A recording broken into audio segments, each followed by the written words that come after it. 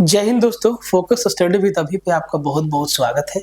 Math में जो हम लोग प्रीवियस ईयर प्रैक्टिस सेट देख रहे हैं, आज सेट नंबर 6 हम लोग देखने वाले हैं।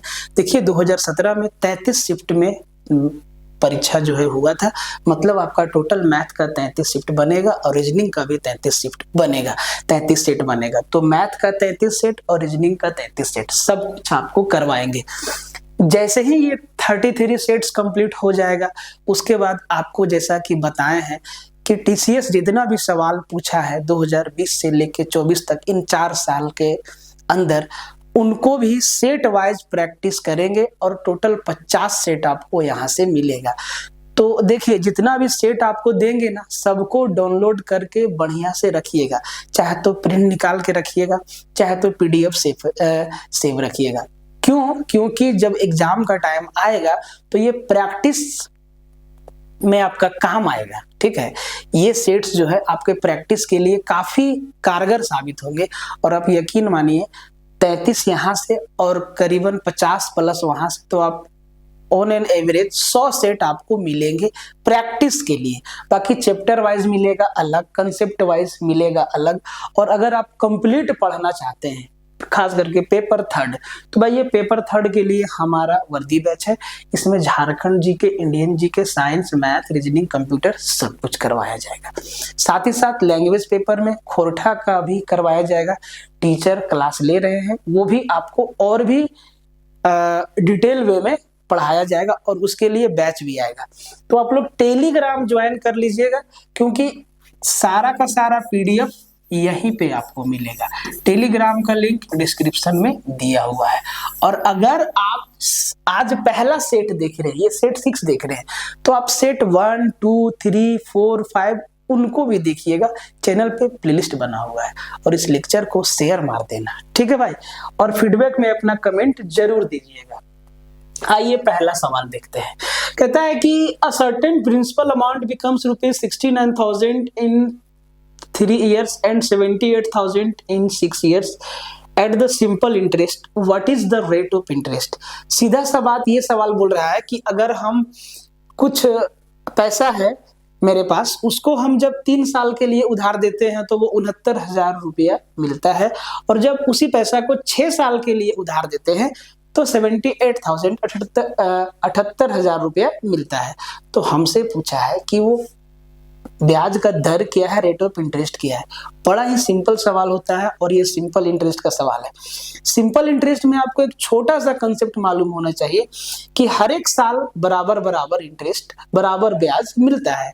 तो एक बात बताइए कि अगर हम 3 साल के लिए उधार दिए तो भैया 69,000 रुपया मिला, बोले ठीक है। और जब हम इसी पैसा को 6 साल के लिए उधार दिए तो भाई 78,000 रुपया मिला। तो एक बात बताइए, जब हम 3 साल के लिए दिए तो 69,000 मिला, जब हम 6 साल के लिए दिए, मतलब 3 साल और बढ़ा के दिए, 3 साल और हम उधार छोड़ दिए, उस पे उधारी छोड़ दिए मान लो, तो 78,000 रुपये मिला। आप यहां से आपको ये समझना है कि जब हम 3 साल और छोड़ दिए तो भैया यहाँ पे हमको 9,000 रुपया ज्यादा मिल रहा है। 9,000 ज्यादा क्या, ब्याज ही तो मिलेगा, क्योंकि 3 साल छोड़ दिए हैं। ये हम यहाँ 3 साल ज्यादा छोड़ दिए है ना, तो भाई भाई साहब ये 3 साल का ब्याज कितना हो गया, 9,000 रुपया। अब एक बात बताइए, सिंपल इंटरेस्ट में हर साल इंटरेस्ट आपको बराबर मिलता है, जबकि कंपाउंड इंटरेस्ट में इंटरेस्ट पे इंटरेस्ट मिलता है। तो ये सिंपल है, अगर 3 साल में 9,000 मिल रहा है तो ये हर बच्चे को समझ में आ जाएगा कि 1 साल में 3,000 रुपया मिल रहा है। अब बात को थोड़ा सा और आगे बढ़ाते हैं। अब ये बात आप समझ गए कि हमको हर साल 3,000 रुपया का इंटरेस्ट मिल रहा है। सिंपल इंटरेस्ट हो, चाहे कंपाउंड इंटरेस्ट हो, चाहे मैथ्स का कोई भी चैप्टर हो, बहुत आसान होता है अगर आप थोड़ा सा समझ बना के चले तो। अब ये बात हम लोग को समझ में आ गया यहाँ से कि मेरे भाई 3,000 रुपया हमको हर साल इंटरेस्ट मिल रहा है। और जितना बात हम आपको लिख के बताए ना, जिनको मैथ का समझ होता है वो ये चीज यहीं से ढूंढ लेंगे कि 3 साल में 69,000 रुपया मिला और अगला 3 साल और छोड़ दिए तो 78,000 रुपया मिला। मतलब डिफरेंस जो है 9,000 का है, तो 3 साल में ब्याज हमको 9,000 मिला, तो हर साल ब्याज कितना मिलता होगा? 3,000। ये सब चीज वो यहीं से ढूंढ लेंगे, पेन लगाने की आवश्यकता भी नहीं होगी, ठीक है। अब हर साल ब्याज 3,000 मिल रहा है, तो भाई अगर हम इसी को पकड़ लें तो 3 साल में कितना ब्याज मिलेगा? बोले सर ये तो हम निकाले 9,000 रुपया, अगर 1 साल में 3,000 मिल रहा है तो 3 साल में 9,000 मिलेगा। अब यहाँ पे आप समझ जाएंगे कि जो 69,000 है, जो 69,000 है, इसमें मेरा प्रिंसिपल भी है प्लस 3 साल का इंटरेस्ट भी है। तो भाई 3 साल का इंटरेस्ट कितना? 9,000। तो 69,000 में 9,000 को हम लेस कर देंगे, घटा देंगे, तो 60,000, मतलब 60,000 हम उसको उधार दिए थे, मतलब आप प्रिंसिपल ढूंढ लिए 60,000। कितना ढूंढ लिए? 60,000। प्रिंसिपल मेरा क्या आ गया सर? 60,000। सिंपल इंटरेस्ट वैसे भी बहुत आसान है, ठीक है। 60,000 रुपया प्रिंसिपल आ गया। अब 60,000 रुपया पे हमको हर साल जो है 3,000 रुपया इंटरेस्ट मिल रहा है। तो अब इतना सा बात आपको समझ में आना चाहिए कि हमसे पूछ रहा है कि 60,000 का 3,000 कितना परसेंट है, जो कि बहुत सिंपल है ना। तो 60,000 का 10% 6,000, 5% 3,000, मतलब जो मेरा रेट ऑफ इंटरेस्ट है वो भाई साहब 5% है, जो कि किसी भी ऑप्शन में मौजूद नहीं है। तो आपका राइट आंसर क्या होगा? 5%। सिंपल सा बात है। आगे बढ़ जाते हैं। इस सवाल को देख लीजिए। इस सवाल को आप जैसे देखेंगे तो इसमें x का वैल्यू आपसे पूछा है कि भाई साहब x का वैल्यू क्या होगा। तो ये गलती कभी ना करें कि आप इसको डिटेल में बनाने लग जाइए। 2 को इससे मल्टीप्लाई, फिर इन दोनों को आपस में मल्टीप्लाई, फिर 9 जोड़े, फिर इन दोनों को आपस में मल्टीप्लाई, फिर दाएं बाएं करके 4-5 स्टेप के बाद में लास्ट में x का वैल्यू आएगा। ये काम नहीं करना है। ऑप्शन अचार डालने के लिए नहीं होता है। तो देखिए ऑप्शन का यूज कीजिए, ऑप्शन का यूज कीजिए। अगर मान लो x का वैल्यू या तो ये होगा, या तो b, या तो c, या तो d, 4 में से कोई एक ऑप्शन हमारा आंसर होगा। अगर हम x बराबर 1 रख देंगे तो आपको ये ध्यान रखना है कि दोनों तरफ वैल्यू बराबर आना चाहिए, इधर का वैल्यू बराबर इधर का वैल्यू। तो अगर हम x बराबर 1 रखें तो अब ध्यान से देखिए, यहाँ पे x माइनस 1, 1 माइनस 1 इसको 0 बना देगा, ये 9 बचेगा। तो भाई साहब x अगर 1 मेरा आंसर होगा तो इधर भी x का वैल्यू 1 रखने पे आना चाहिए 9। तो यहाँ पे 2 इंटू 1 2 प्लस 3 5, और यहाँ पे 1 माइनस 2, तो इधर तो माइनस 5 आ गया, इधर मेरा 9 आ गया, गड़बड़ हो गया, मतलब ये नहीं होगा। अगर -1 हम रखते हैं या हम 2 रखते हैं, ठीक है, तो जैसे ही 2 देखिए यहाँ पे x माइनस 2 है, तो ये 2 माइनस 2 इसको 0 बना देगा। तो भाई साहब इधर भी मेरा 0 आना चाहिए। तो ये 2 माइनस 1 1 इंटू 2 2, और ये 2 गुना 4 और 2 6 गुना 12 और 9 21। देखिए इधर आ रहा है 0, इधर आ रहा है 21, ये तो होगा नहीं। चलिए -1 रख के देखते हैं, है ना, -1 रख के देखते हैं। तो x के जगह पे -1 रखना है, तो -1 -1 माइनस का 2 इंटू माइनस का 4, ठीक है, और ये आपका -1 प्लस 4 तो प्लस का 3, तो 4 तिहाई 12, ये माइनस का 12 बनेगा।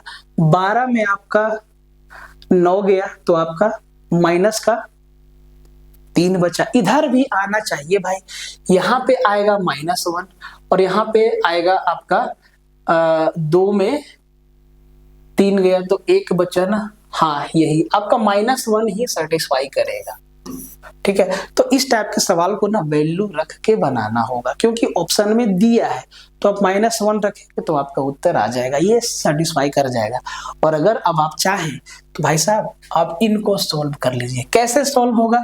तो भाई सबसे पहले इसको लिख लीजिए 2x minus 2 into x plus 4 plus 9 equal to 2x plus 3 into x minus 2। अगर ऑप्शन वाली बात आपको पल्ले नहीं पड़ी, अगर आपको नहीं समझ में आया, तो भाई साहब आपको ऐसे करना होगा, इसको इससे भिड़ाइए, इसको इससे भिड़ाइए, फिर सबको करके दाएं बाएं करके लास्ट में x बराबर आपके सामने क्या आएगा? माइनस का वाला आएगा, ठीक है।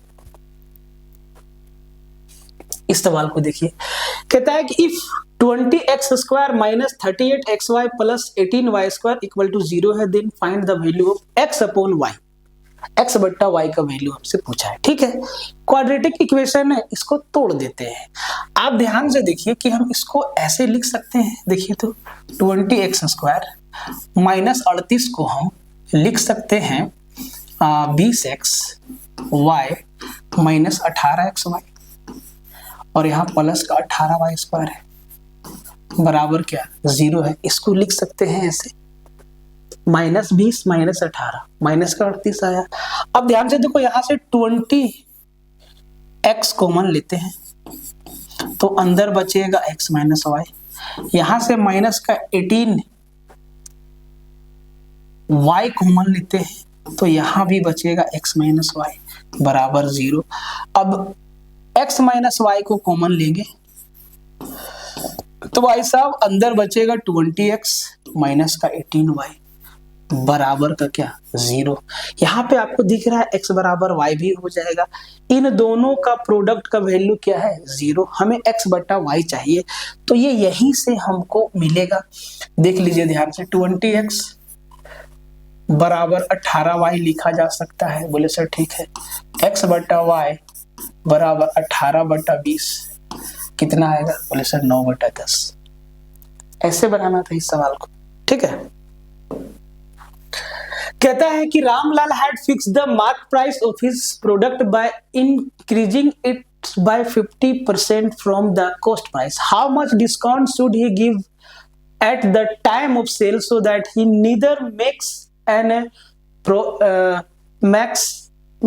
any profit nor incurs any loss? कह रहा है कि रामलाल जो है 50% जो है कॉस्ट प्राइस से वैल्यू बढ़ा दिया। इसका मतलब ये है, अगर उसका लागत 100 रुपया है तो वो उसको 150 पे बेचना चाह रहा है, लेकिन फिर वो कह रहा है कि बेचने के टाइम वो कितना डिस्काउंट दे जिससे उसको उसके पास 100 रुपया आ जाए।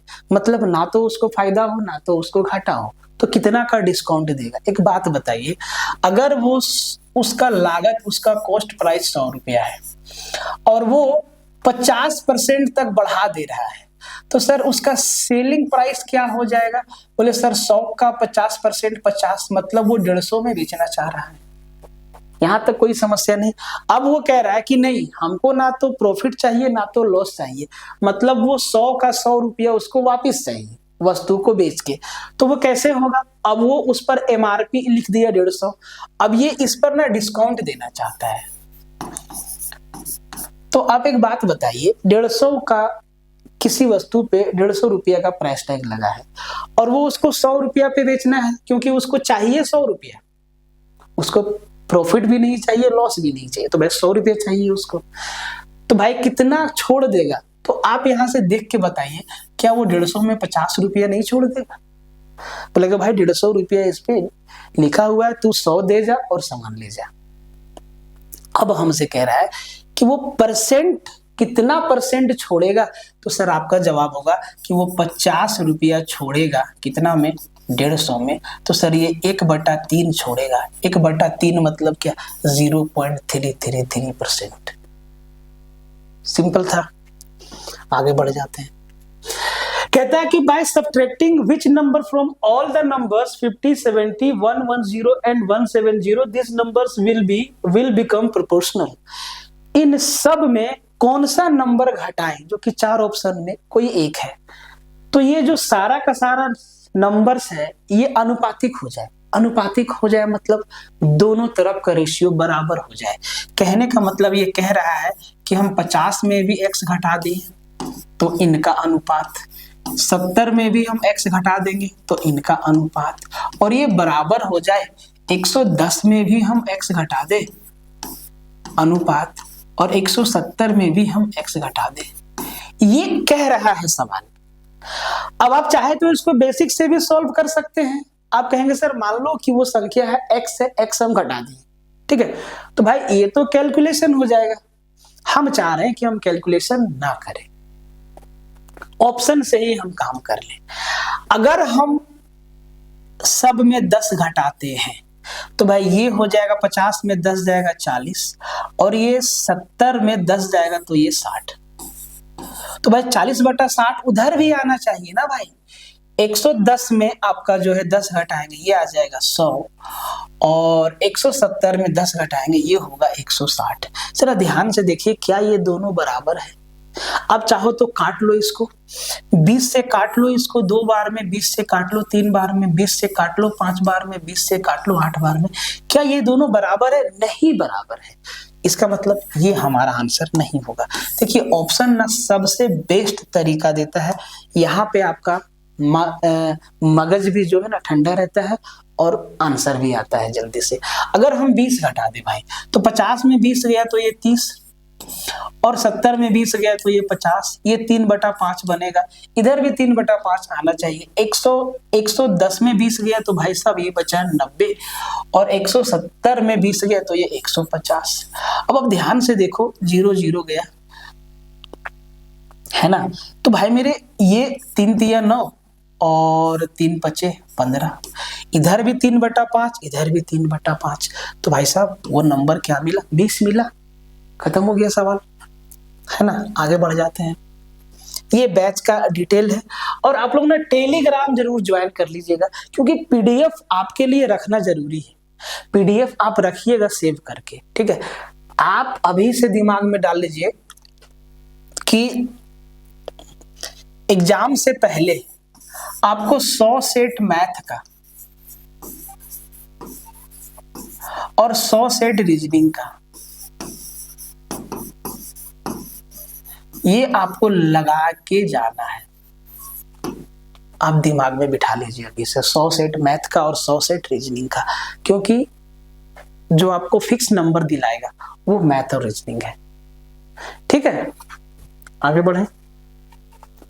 कहता है कि if the interest is compounded quarterly, then the compound interest on ₹1,20,000 for 9 months at 20% per annum is.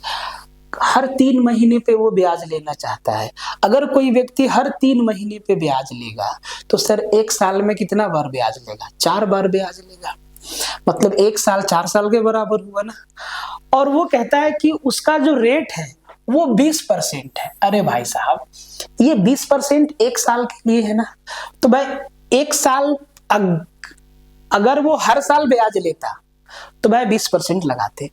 वो हर 3 महीना पे ब्याज ले रहा है, मतलब साल में 4 बार ले रहा है, तो 20 का भी 4 टुकड़ा करना होगा। मतलब वो हर 3 महीने पे 5%, 3 महीने पे 5%, 3 महीने पे 5%, 3 महीने पे 5%, 1 साल का 20% हुआ ना।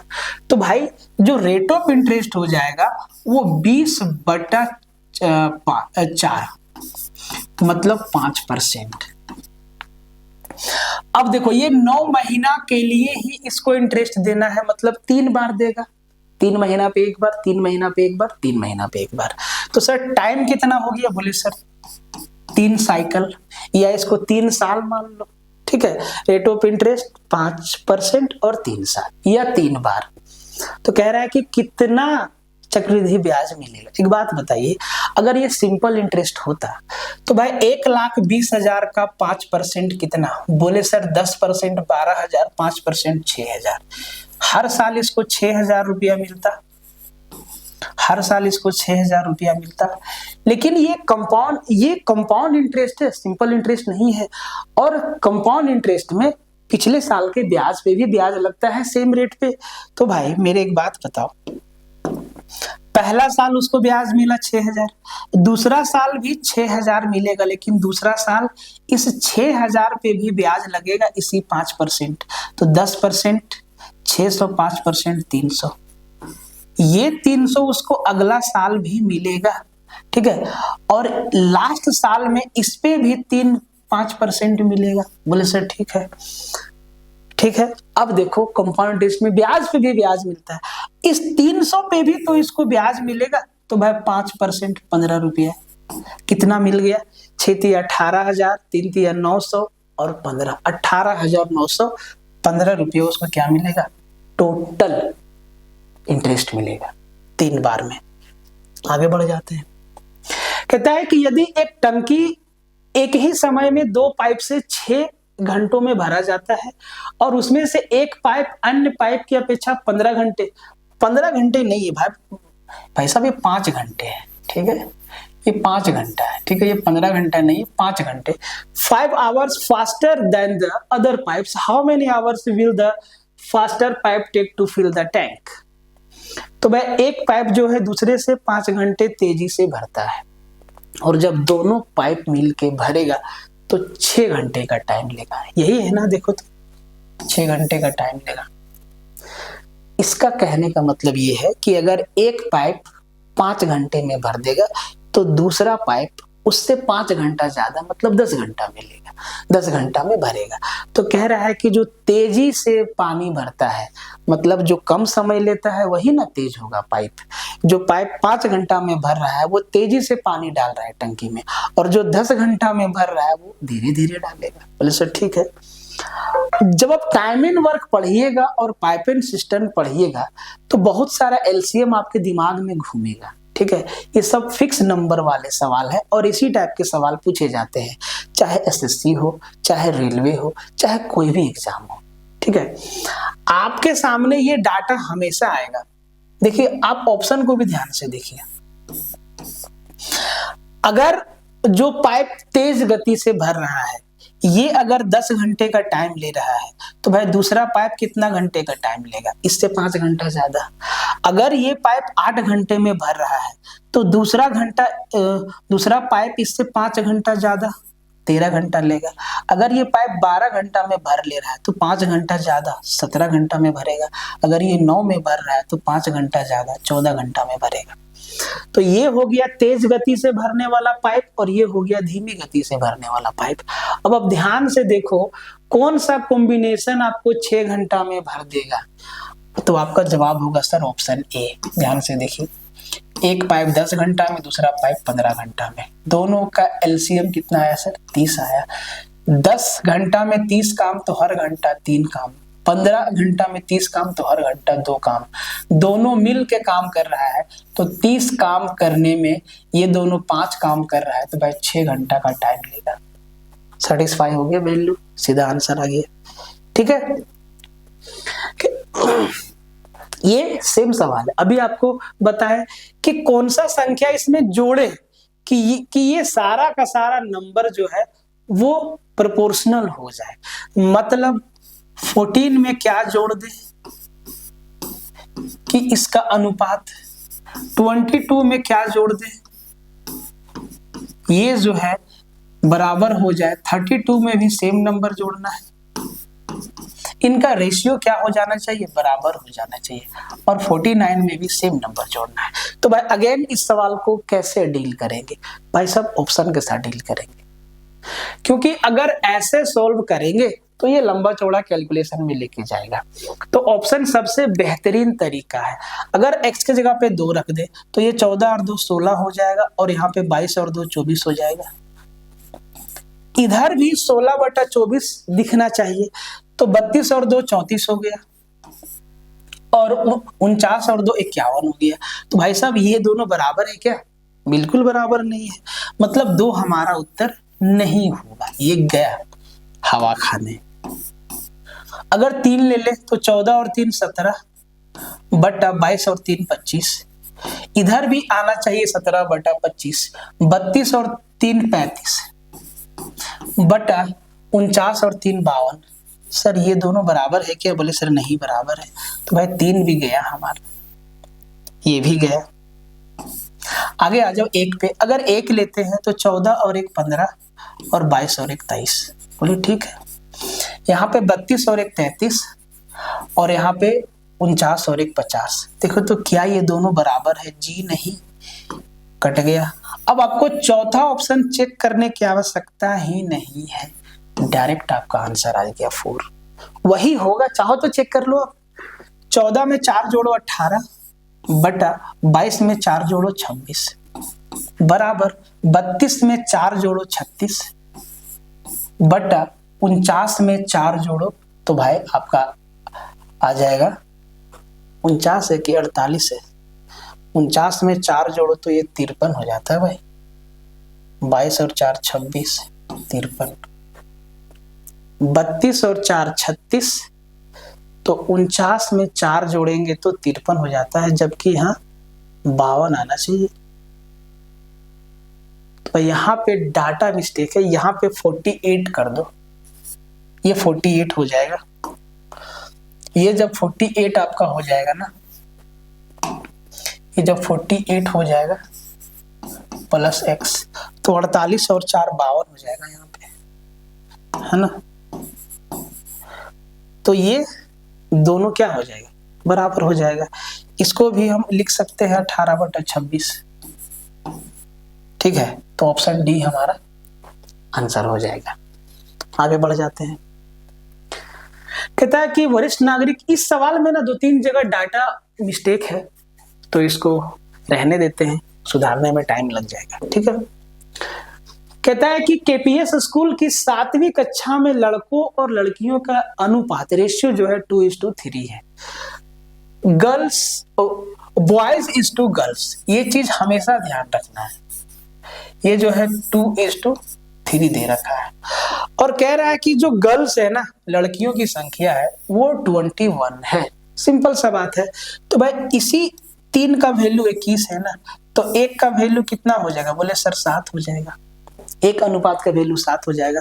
पूछा है कि कितना स्टूडेंट है टोटल, गर्ल्स और बॉय दोनों, तो टोटल 3 2 5, 5 को 7 से मल्टीप्लाई करेंगे, 35 स्टूडेंट है टोटल, ठीक है। आगे बढ़ जाते हैं। ये भी रेशियो का सवाल है।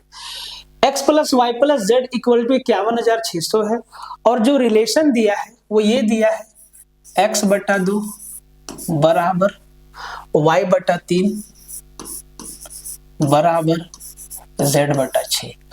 अब सबसे पहले इनको ना सीधा कर लो। तो भाई 2 3 6 का एलसीएम कितना, 6, सबको 6 से मल्टीप्लाई कर दो। तो इसको 6 से मल्टीप्लाई करेंगे 3x, इसको 6 से मल्टीप्लाई करेंगे 2y, इसको 6 से मल्टीप्लाई करेंगे z। अब हमें x का वैल्यू चाहिए, तो भाई इसको ढक दो और इन दोनों को मल्टीप्लाई कर दो। तो 2 × 1 x का जो वैल्यू आएगा वो 1 आएगा। y का वैल्यू चाहिए, तो y को ढक दो और इन दोनों के कोफिशिएंट को मल्टीप्लाई कर दो। यहाँ पे कुछ नहीं तो क्या 1 है, तो 1 × 3 3 आ गया, ये y का वैल्यू आ गया। अब हमें z का वैल्यू चाहिए, तो भाई इसको ढकिए और इनको मल्टीप्लाई करिए, 3 दूना 6, ये x y z का रेशियो आ गया। अब इनका सम दे दिया है आपका 51,600, तो 6 और 3 9 और 1 10, भाई 10 का वैल्यू कितना है, 51,600, ये 10 का वैल्यू है। तो हमसे पूछा है y मतलब 3 का वैल्यू, तो भैया 3 से मल्टीप्लाई, 0 आपका हो गया 0, 6 × 18, और सही है ना, ओ सॉरी, ठीक तो है भाई, सबको 6 से मल्टीप्लाई किए, तो ये आ गया आपका 1, ये आ गया 2, ये आ गया 2, और ये आ गया आपका 3, 1:3:6, ठीक है। तो ये कहा कैसे हुआ मिस्टेक, तो हमें z का वैल्यू y का वैल्यू हमसे पूछा है, तो 0 6 × 18, 3 × 3 और 5 × 15, 15,380। अगर z का वैल्यू निकाल लें तो भाई z का वैल्यू आता है 6,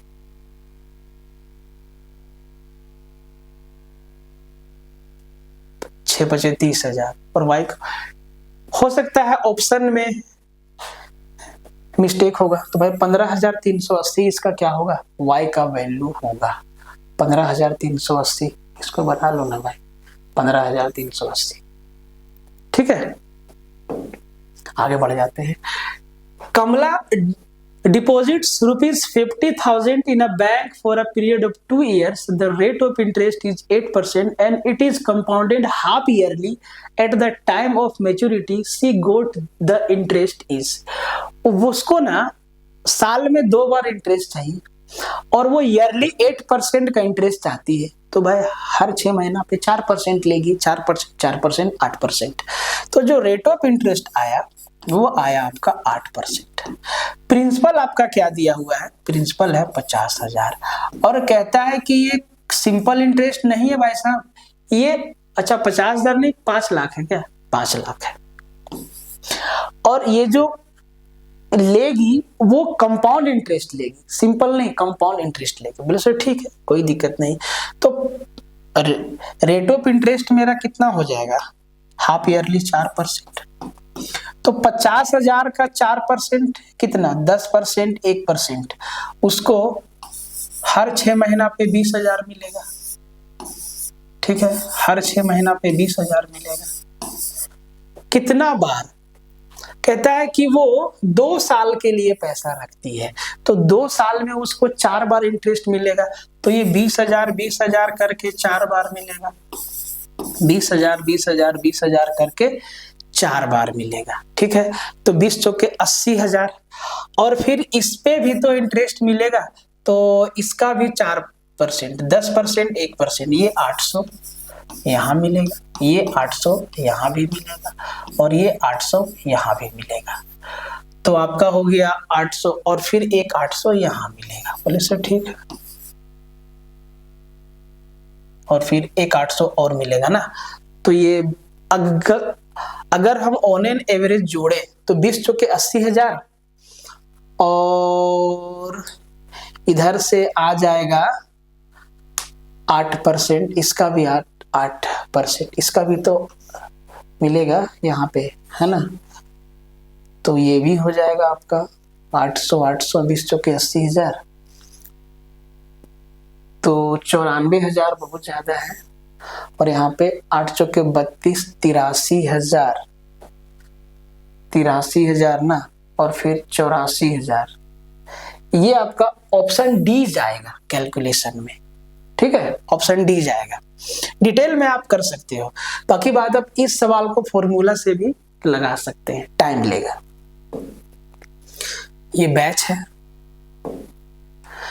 कहता है कि 3 पाइप को एक साथ खोलते हैं तो टंकी को कुल 4 घंटे में भरा जा सकता है। बोलो सर ठीक है, 3 पाइप है, 1 2 3। बोले सर ठीक है, उसमें से एक पाइप टंकी को भरने में 12 घंटा लेता है, दूसरा पाइप 15 घंटा लेता है। तो कह रहा है कि तीसरा पाइप भरने में कितना टाइम लगेगा, और जब तीनों मिल के भरता है मेरे भाई तो 4 घंटा लगता है। तो 12, 15 और 4 का एलसीएम कितना, बोले 60। तो 15 चौक 12 25 60, 15 चौके 60 और 4 से 15 बार। अब एक बात को यहाँ पे आप समझिए कि यहाँ पे ना तीनों पाइप मिल के काम कर रहा है, तो एक दिन में 15 काम कर रहा है, और यहाँ पे दोनों पाइप एक दिन में 5 और 4 9 काम कर रहा है। तो 15 में 9 गया, तो जो तीसरा वाला पाइप है, जो आपका तीसरा वाला पाइप है, जो तीसरा पाइप है, जो तीसरा पाइप है वो 15 में 9 गया तो 6 काम कर रहा है हर बार। अगर उसको 60 काम करना है तो भाई 10 घंटा का समय लेगा, इतना ही तो काम करना है सवाल में भी। ठीक है, कहता है कि असर्टेन, ये तो सेम सवाल है ना, तो सेम सवाल आ गया। यहाँ भी ऑप्शन सारा गलत है, इसका उत्तर 5% हम लोग निकालें।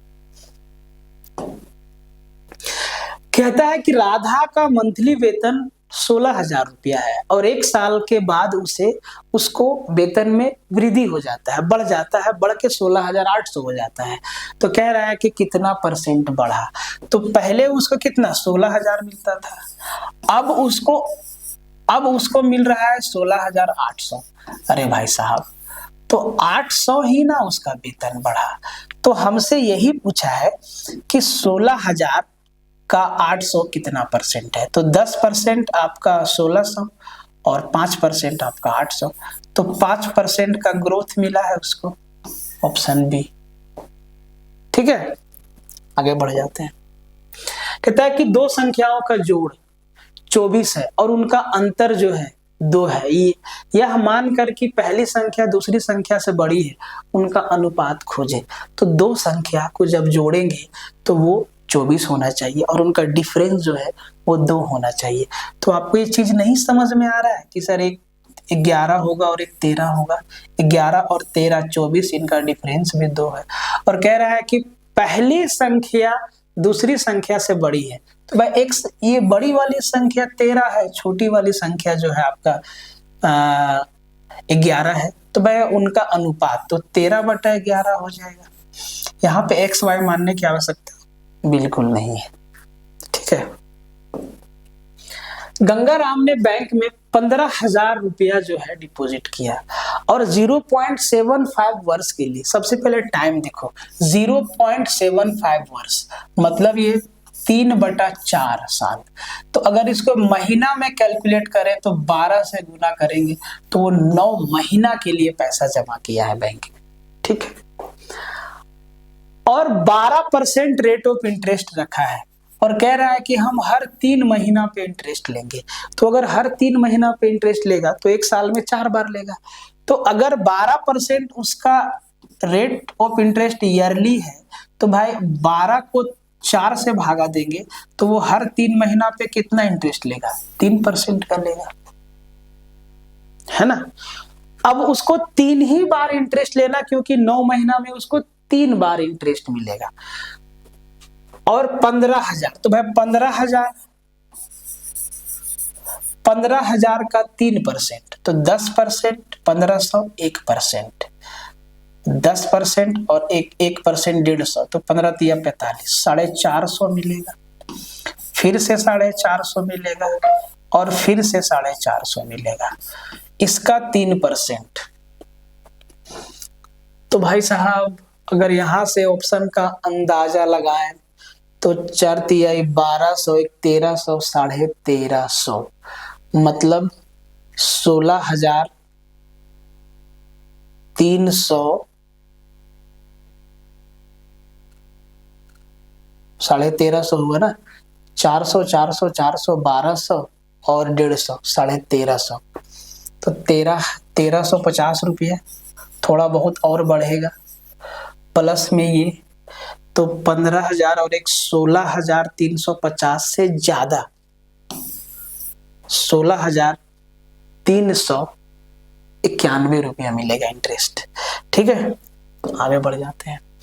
एक चुनाव में केवल 2 कैंडिडेट थे, सीता और गीता। सीता को जो है 62% वोट मिला और वो 720 वोट से जीत गई। तो भाई टोटल वोट कितना था? सीता को मिला 62%, तो एक बात बताइए गीता को कितना मिला? बोले सर 38%। कितना परसेंट से गीता हारी या कितना परसेंट से सीता जीती? तो भाई 24% से। 38 में 62 गया तो 24%, और इसी 24% का वैल्यू 720 है। तो भाई 24 तिया 72, 1% का वैल्यू आपका है 30, तो भाई 100% का वैल्यू 3000, टोटल 3000 वोट दिया गया। बहुत ही आसान था। आगे बढ़ जाते हैं। एक परीक्षा में परीक्षार्थी को उत्तीर्ण होने के लिए 40% अंक चाहिए, ठीक है। वो ना 800 नंबर लेके आया और 200 नंबर से फेल हो गया। वो 800 नंबर लेके आया और 200 नंबर से फेल हो गया। तो कह रहा है कि टोटल परीक्षा कितना मार्क्स का था। एक बात बताइए, अगर वो 800 नंबर लेके आया, अगर वो 200 नंबर और ले आता तो वो 1000 नंबर लेके आता और 1000 नंबर में वो आदमी पास हो जाता, और 1000 नंबर लेके आता मतलब वो 40% नंबर लेके आया। अगर 40% का वैल्यू 1000 है तो 100% का वैल्यू कितना? बोले कि 2500। इसी को आप कर दो, 1000 भागा 40 गुना 100, तो 4 से 25 बार में 2500 नंबर का टोटल परीक्षा हुआ उसका, ठीक है। आगे बढ़ जाते हैं। ये सवाल आपको सेट नंबर 5 में सेम सवाल बताए हैं, तो ये आपके लिए है और कमेंट में इसका उत्तर दीजिए। कमेंट में इसका आंसर दीजिए कि इसका उत्तर कौन सा होगा, क्या होगा, ठीक है। तो ये था आपका सेट नंबर 6, सेट नंबर 6 था आपका, ठीक है। बाकी हम लोग सेट नंबर 7 नेक्स्ट डे देखेंगे। एक एक सेट आपके लिए इंपॉर्टेंट होने वाला है, ठीक है, तो ध्यान से समझिएगा और पढ़िए। मिलते हैं नेक्स्ट वीडियो में, तब तक के लिए जय हिंद।